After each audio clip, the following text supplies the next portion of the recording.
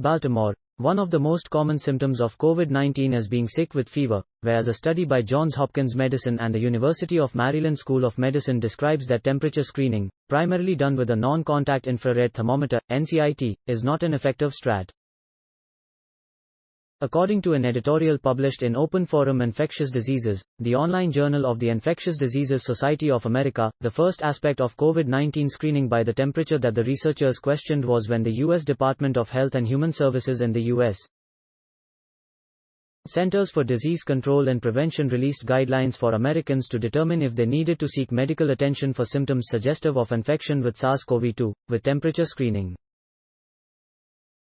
According to the guidelines, fever is defined as a temperature taken with an NCIT near the forehead, of greater than or equal to 104 degrees Fahrenheit, 38.0 degrees Celsius, for non-healthcare settings and greater than or equal to 100.0 degrees Fahrenheit, 37.8 degrees Celsius, for health.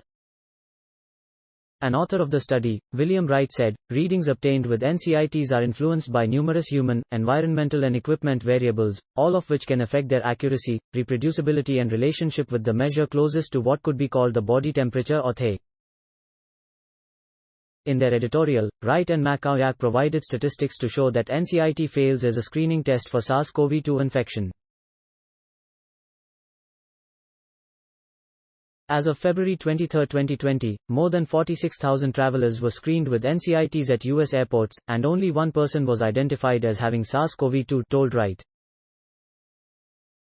From a November 2020 CDC report, Wright with his fellow co-author Philip McCaullack provided further support for their concern about temperature screenings for COVID-19.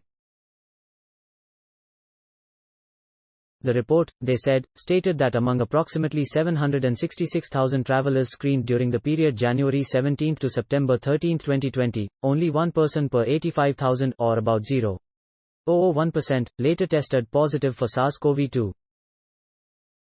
Additionally, only 47 out of 278 people, 17%, in that group with symptoms similar to SARS-CoV-2 had a measured temperature meeting the CDC criteria for fever. Another problem with NCITs, Wright said, is that they may give misleading readings throughout the course of a fever that makes it difficult to determine when someone is actually feverish or not.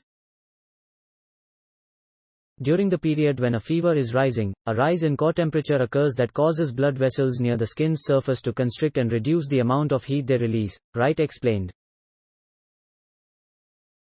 And during a fever drop, the opposite happens. So, basing fever detection on NCIT measurements that measure the heat radiating from the forehead may be totally off the mark, he added. Wright and McCaullack concluded their editorial by saying that these and other factors affecting thermal screening with NCITs must be addressed to develop better programs for distinguishing people infected with SARS-CoV-2 from those who are not.